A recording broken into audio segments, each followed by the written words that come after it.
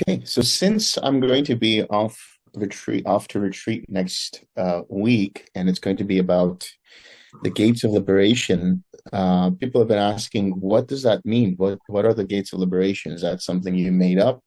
Is that something from Mahayana? What is it?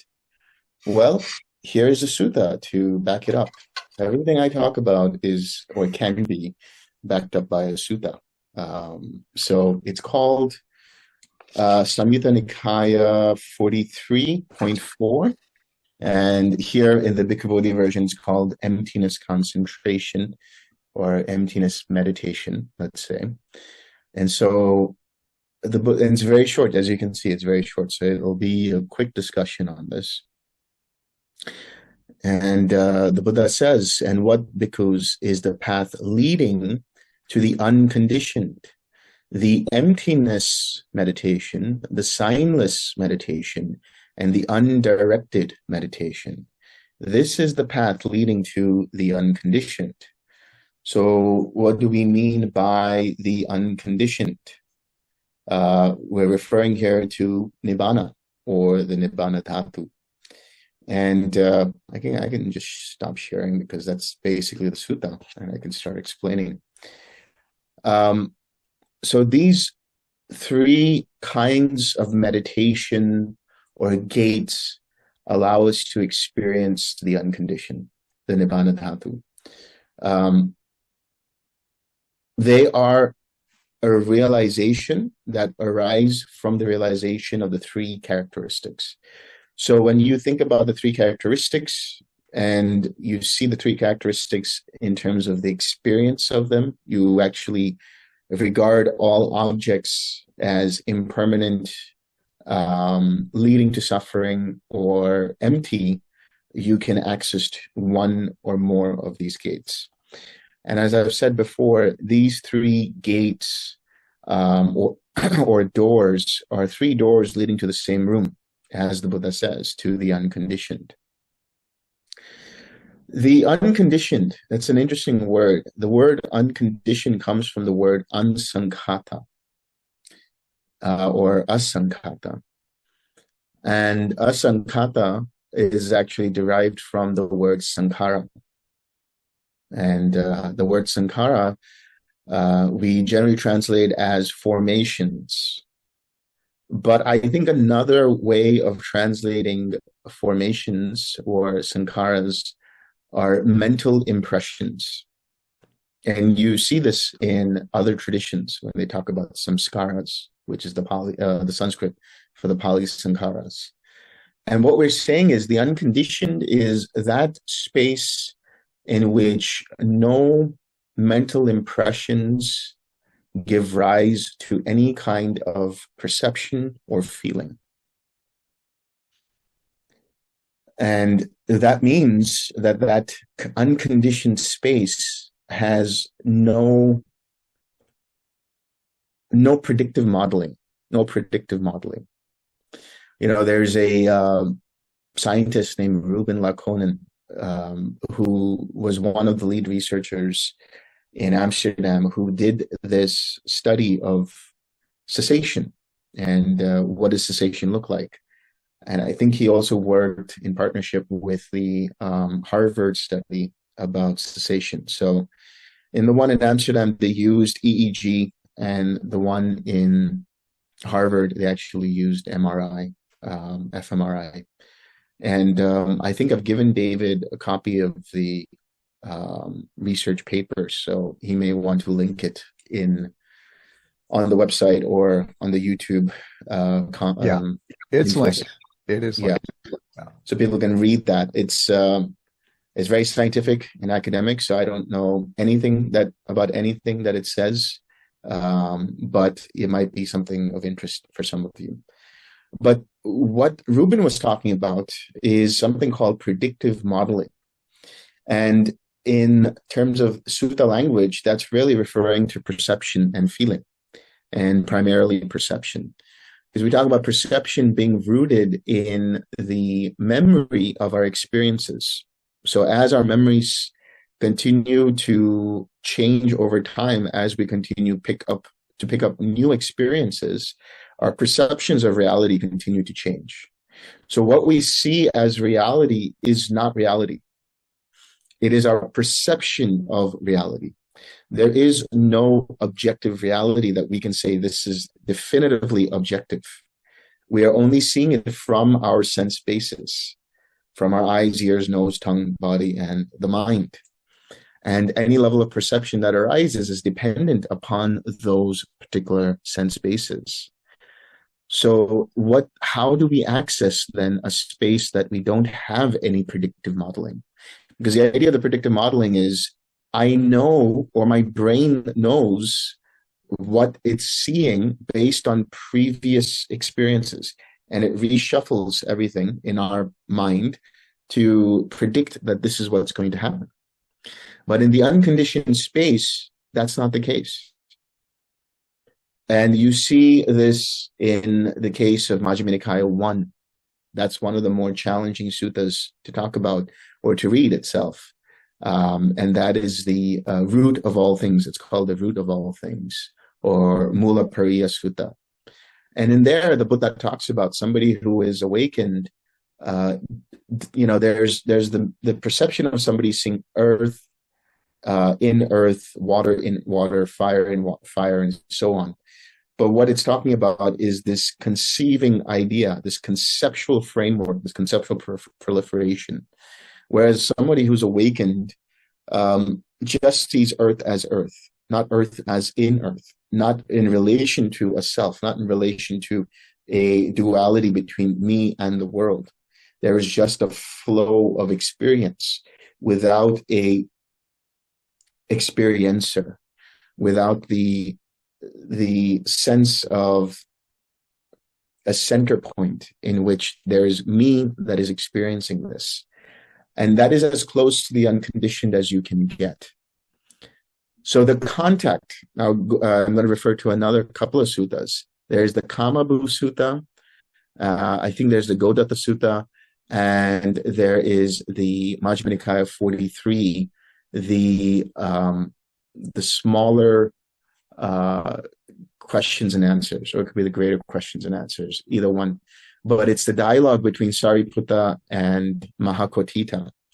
And that's where he talks about, when one makes contact with the Nibbana Dhatu, what is it that one is experiencing?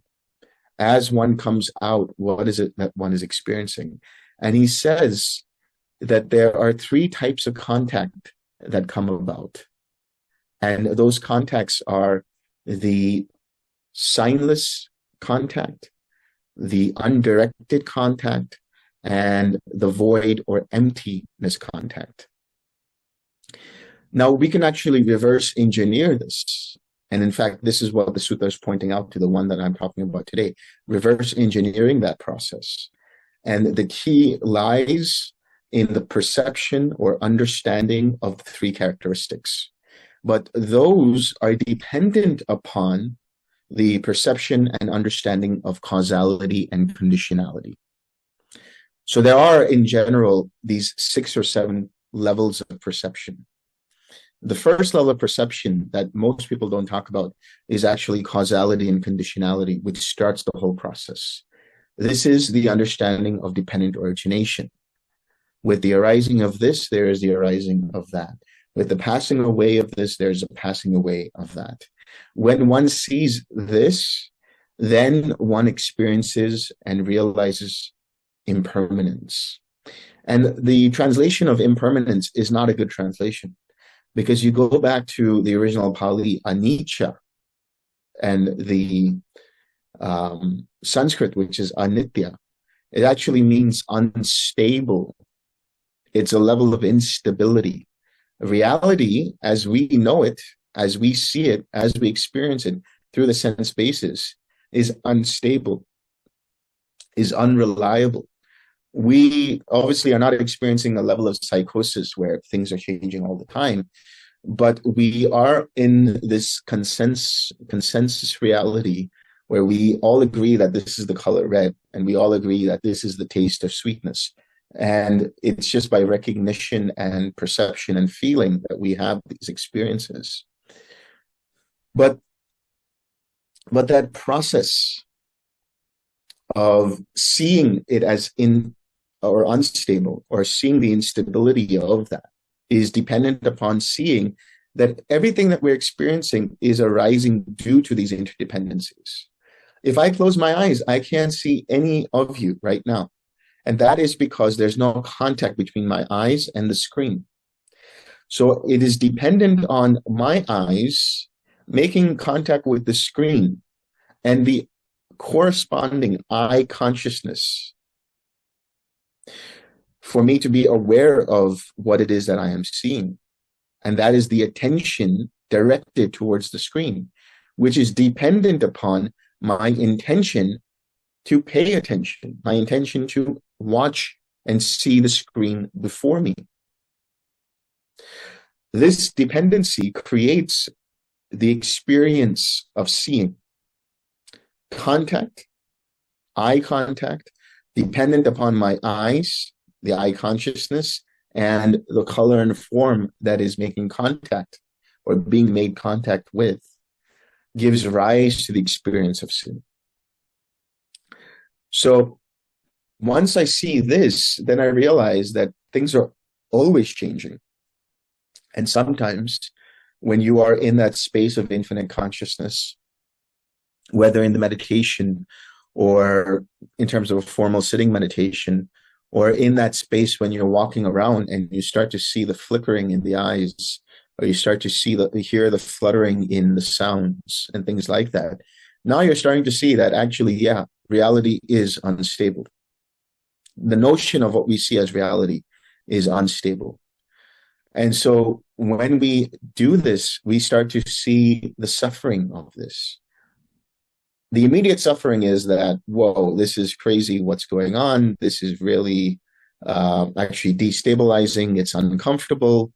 But then the greater suffering, or the suffering that we're referring to here, is the realization that this is actually tiresome. No matter what I try to do, it's going to be like this, and I can't do anything about it. And that gives the realization of the emptiness of self. I think I'm in control. I think that my perception of reality is dependent upon how I control it. But really, I am beholden. The sense of I, is beholden to whatever is going on with the sense basis. There's nothing we can actually be in control of. And this gives the realization or understanding of anatta, not self. So in this case, what we're saying here is the realization of anicca, which is dependent upon the realization of dependent origination, gives rise to the recognition of suffering. The perception of this suffering gives rise to the fact that I'm not in control here. This is not me, not mine, not myself, which then gives rise, if done in a way that is in that order, and in a way where the mind is letting go, gives rise to equanimity. The perception of equanimity, which is the synonym for yata bhuta jnana dasanam, the knowledge and vision of things as they are, or as close to as they are. And this gives rise to the perception of disenchantment, which gives rise to the perception of dispassion, which gives rise to the perception of cessation. So the equanimity gives rise to the disenchantment with things, with people, with relationships, with engagement with the outside world, or the inner world in terms of our minds and what they're experiencing in the meditation. And now we start to disengage, we pull back, we become free of any kind of ruffling that might come and go. And this results, or is a realization of dispassion. This dispassion then leads to the mind ceasing completely dropping all notions, all concepts, all conditions. And this is actually the path that's abbreviated in this particular sutta. This understanding of cessation is we are free in that moment of conditioned reality.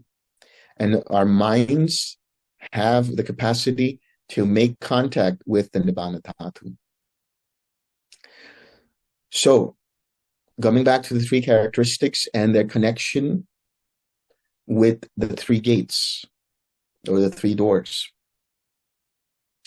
The experience of seeing impermanence results in, and this happens specifically, I would say, for more advanced practitioners, because you don't want to destabilize your meditation by saying, okay, if everything is impermanent, why meditate? No. This is the wrong idea. You need the foundation of something to collect the mind first.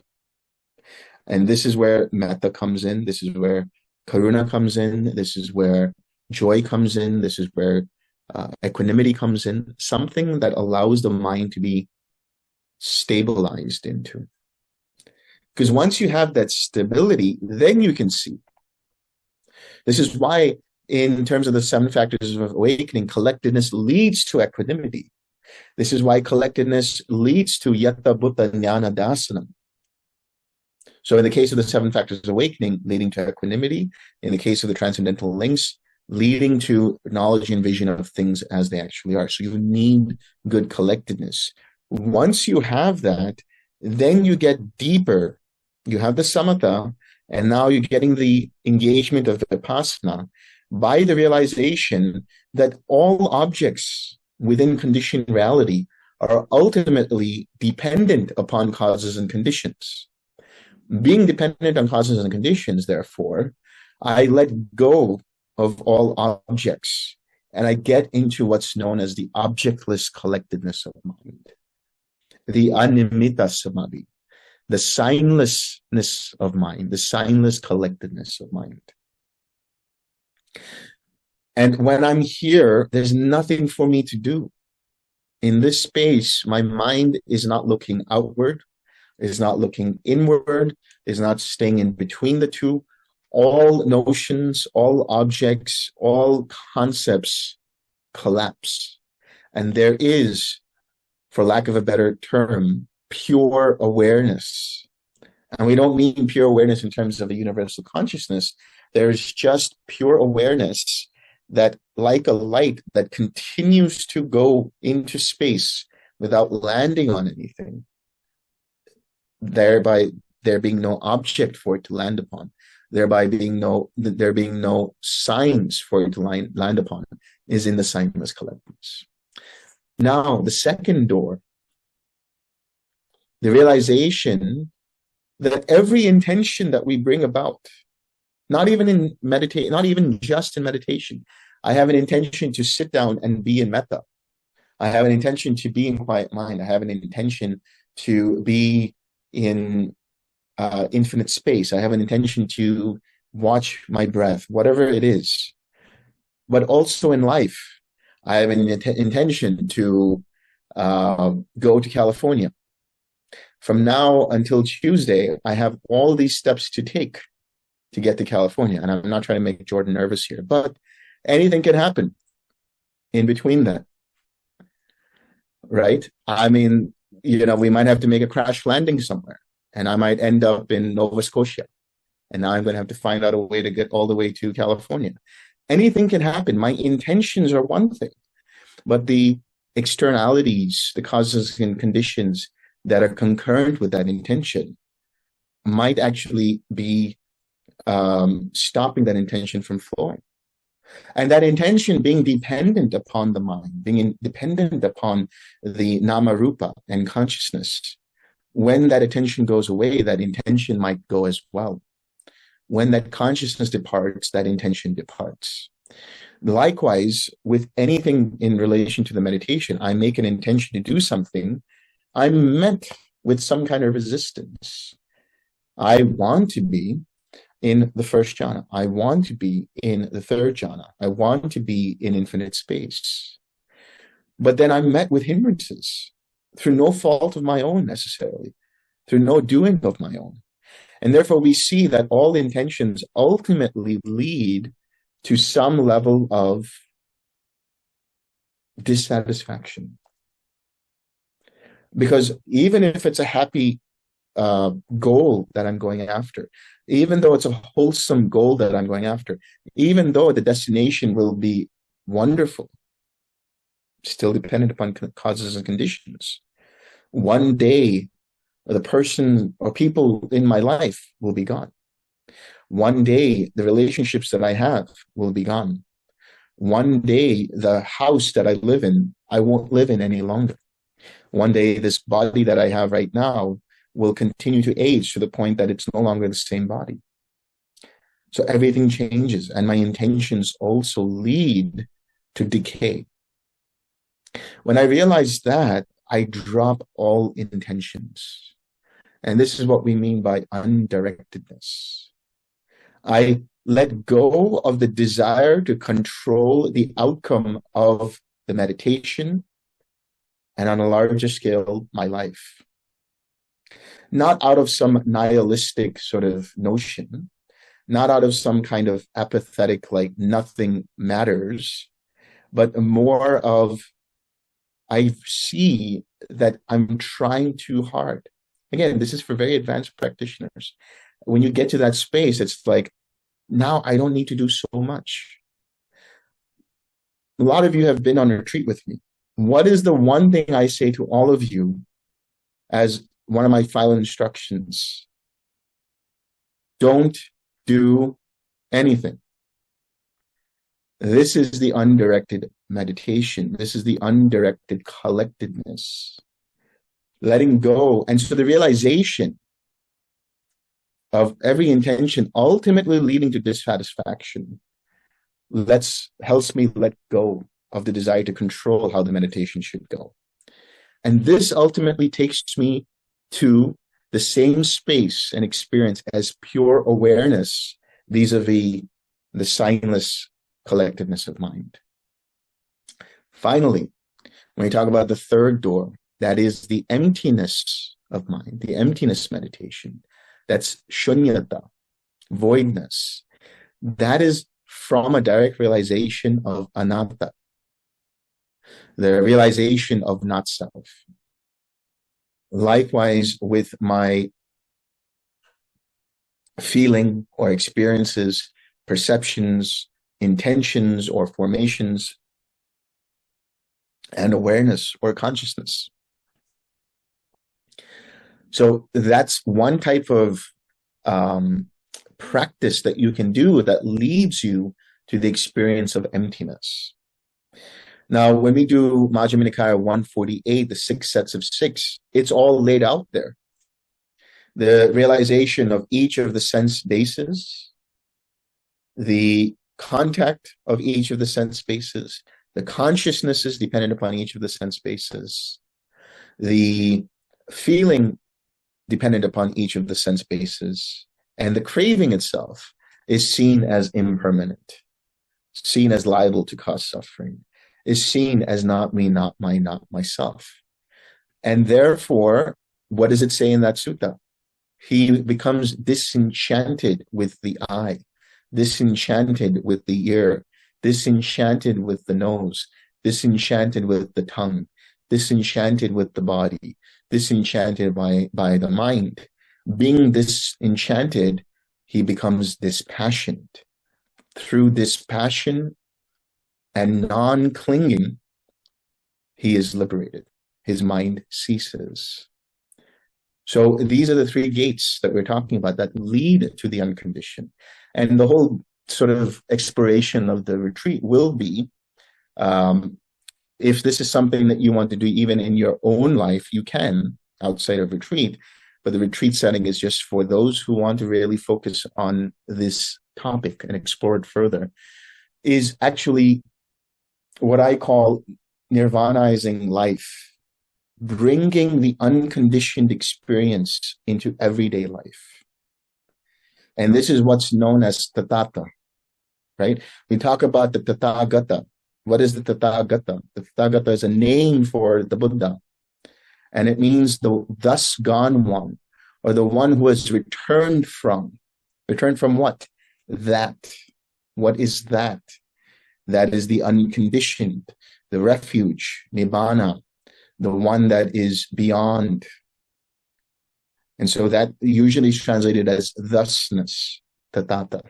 But it is actually thatness, the quality of that unconditioned element, bringing it into everyday life should be a worthy goal for all of us.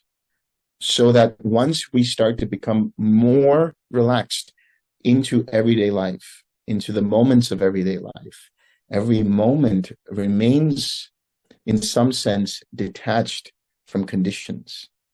Even though they arise and pass away, our ability to see them in that way, the thusness, as they say, the suchness, as they say, is that possibility of bringing Nibbana in everyday life. When we do this, this is what is truly the third noble truth, the cessation of suffering. Otherwise, why then the Buddha would say, if there was not that space, that unconditioned, uncreated, unformed, outside of the death and birth sequence, the deathless, I would not refer to that. But he's not talking about some space we continue to access all, through our meditation. He's talking about the true nature of reality beyond dependent origination, which is independent. And the only thing that is independent is unconditioned. And the only thing that is unconditioned is a Nibbana Dhatu.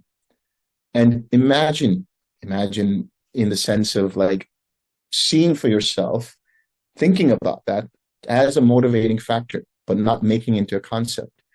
The ability to function from the Nibbana Dhatu. The ability to function from the Nibbana Dhatu is the awakening of intuition and working directly with the intuitive mind. So this is how we can do this, right? And this is why I say it's for more advanced practitioners. And I only say that because most people who start off in the meditation, this is all deep water stuff. It's like, okay, what are you talking about? But once you start to experience these states, then you're starting to realize, okay, now I can refine my practice. And this is how I refine it. We're not talking about some kind of underlying consciousness that is the substrate of reality. But there is a substrate of reality, and that is the Nibbana Dhatu, which is accessible here and now through the process of letting go, detachment, and non-clinging. I will stop there.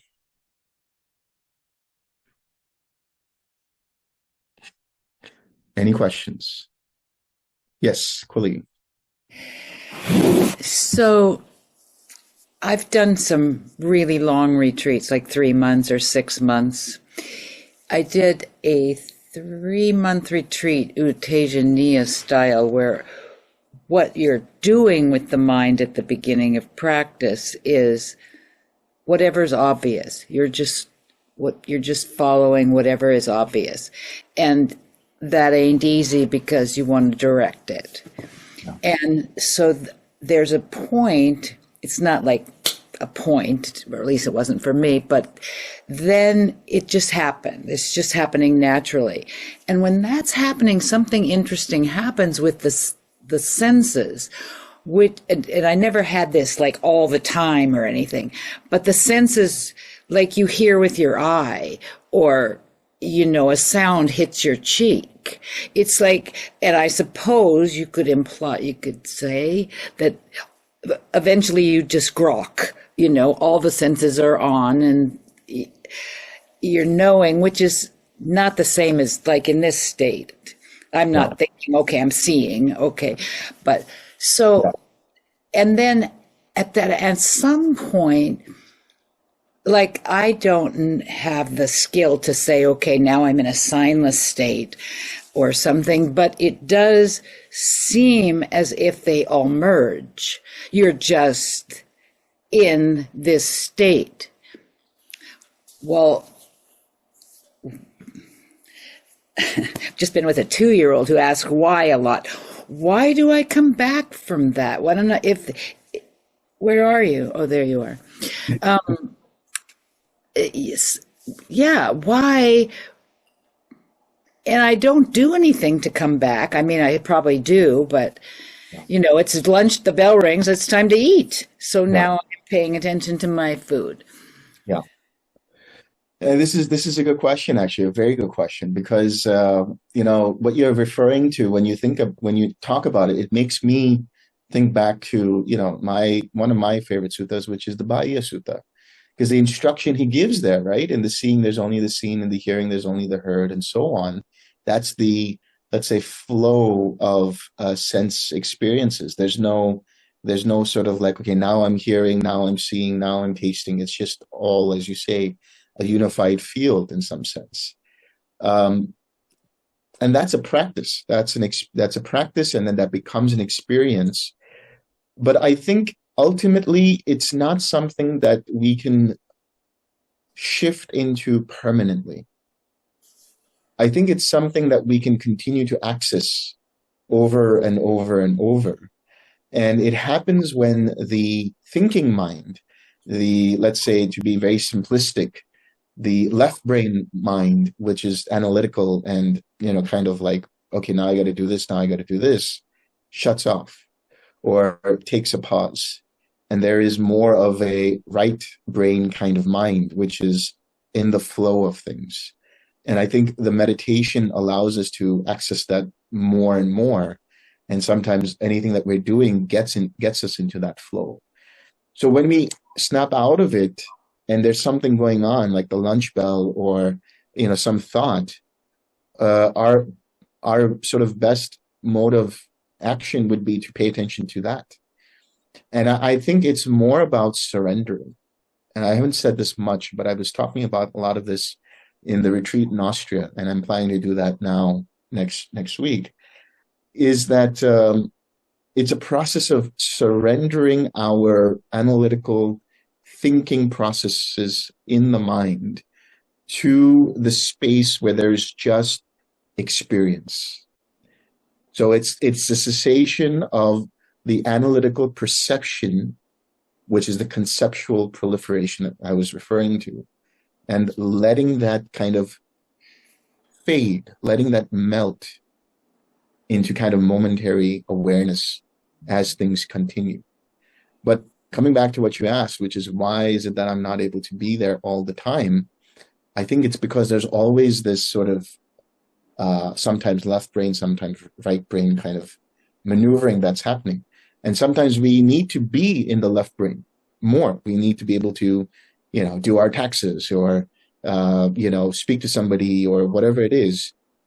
Does that mean that we've lost that experience? No, it just means that can be our home base in which we can relax back into. So I'm misunderstanding or misdefining fully enlightened as being in that state all the time, where really it's being able to appropriate respond all the time, or more than I do, Right. shall we say. Yeah. Yeah. At least this is how I because one always seems to have an idea of what this definition means before you've had it, and it's usually incorrect. And this is what I'm just offering to you guys. Yeah, that's brilliant. Doesn't get by me that we cannot listen to this talk again, and I want to. All right. Thank you, Delson, very much. Brian.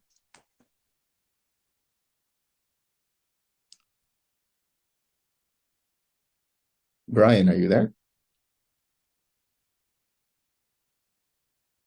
Oh, you're on mute. Now, can you hear me? Yes, go ahead. Oh, okay. I was talking about disenchantment and dispassion, it doesn't mean we can't enjoy things. It seems like it means that you just stop seeking them because you know it's not really, the ultimate thing. Is that how it works? It's a natural process that arises from seeing that as I continue to try to control something, I'm going to be met with resistance. And then, therefore, I just stop this process of trying to control everything, and I become disenchanted from looking for a certain outcome. And I disengage my mind from that, and I become dispassionate. Like you said, it doesn't mean that we cannot enjoy things. It doesn't mean that we are not able to enjoy things.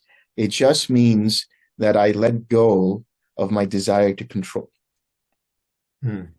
Well, we do control a car. I mean, We're talking about something else here when I say control. We're talking okay. about our ability to let go of what we think the meditation should be, of what we think an outcome should be. Oh, okay. Yeah. And then the other one was when you mentioned you don't land on anything. So let's say we're meditating and thoughts are arising, but they come and go. So that's not landing on them, right? You're not landing on them if you're watching them come and go. Yes and no. Yes, in the Yeah. sense that, Although you're landing on them for a moment. yeah, yeah. But what I'm referring to is a space in which the mind is completely, in practical purposes, completely in flow. So yes, in one sense, one layer of that is just seeing the arising and passing away of thoughts. But a more refined layer is where there's just awareness that's flowing with all sense experiences. Because what happens is there is a reflexiveness, there's a reflexiveness to the mind, which is always trying to conceive what is it that's going on. And that's what takes us out from that flow. To see what's going on. Yeah, you're not interested in what's going on anymore, right? Mm-hmm. Ah, okay.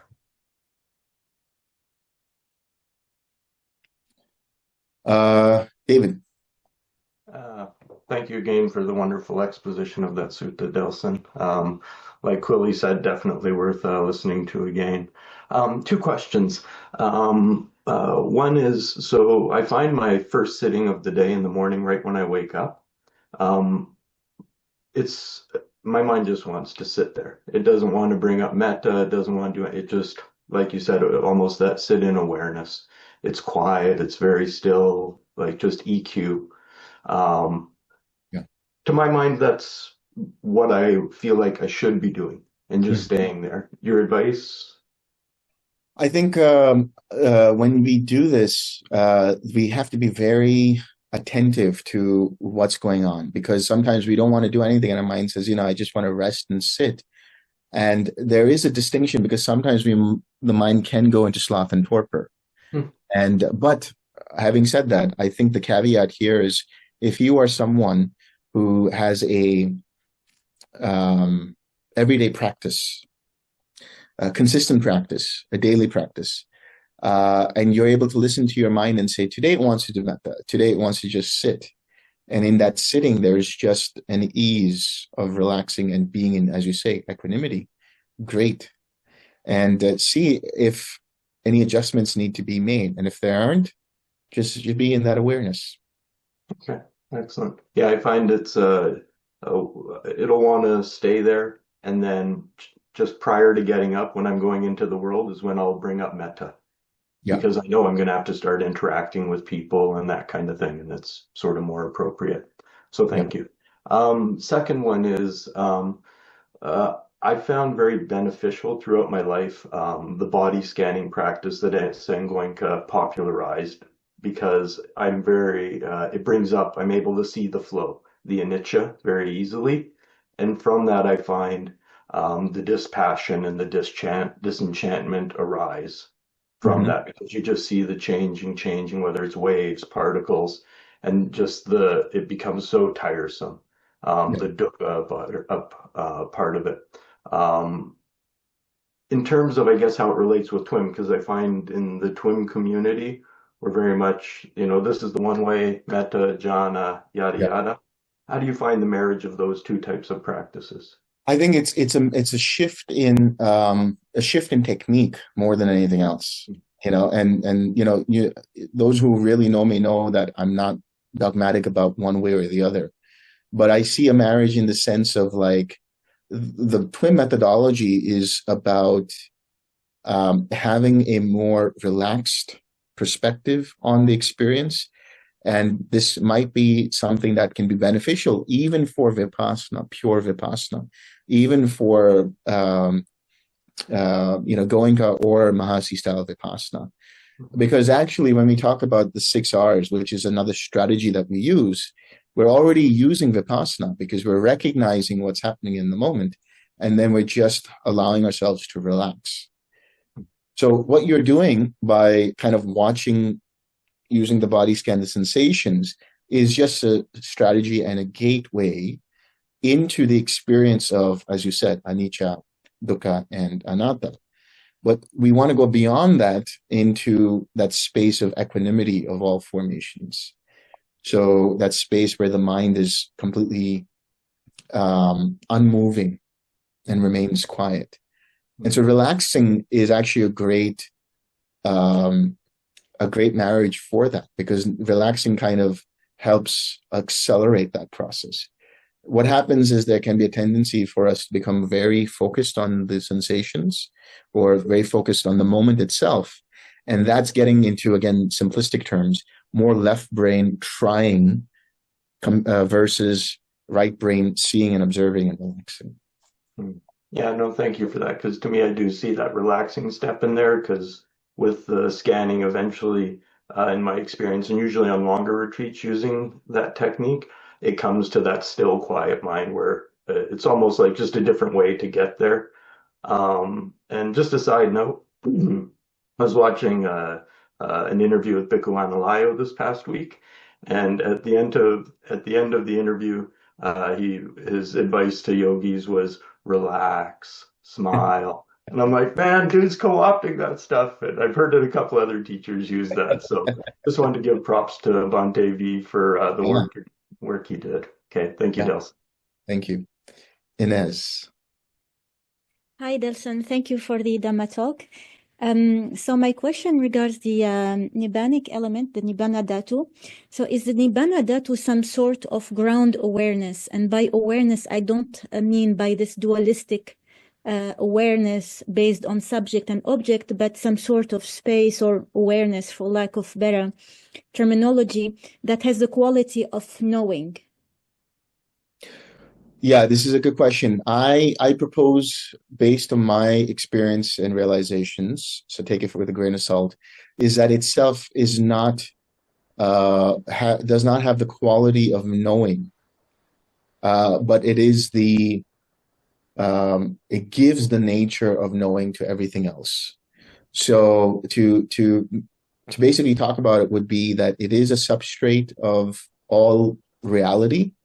It's the nature of reality in which we relax back into, but it is from where all creation, all consciousness sort of arises in this iteration of existence, in this iteration of this particular universe, or however we want to put it. What I would call that is paraconscious or paraconsciousness. In other words, it's beyond the notions of the dualistic consciousness, but in itself does not have the nature of knowing. It just provides the illumination of knowing.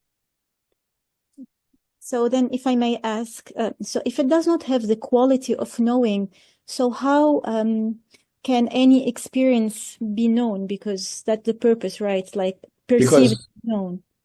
The knowing happens as a result of making contact with it. In other words, like if you go back into the reflexive awareness of like, I made contact with it and I saw it, then that is consciousness in very dualistic terms that arise. But if we say that that substrate is knowing itself, what is that dependent upon? Yes. Can then the knowing happen by itself, knowing but of nothing whatsoever, just the pure That knowing? gets very close to it when we go into the signless collectiveness of mind. The knowing without any knowledge, knowing without anything to know about. Yes. Yeah. And that is still not Nibbana Dhatu, right? This Right. is like That's the timeless. gate into it. Yes. Okay. Okay, so like there one relaxes and don't do anything. Yes. Thank you, Delson. Merci. Savi.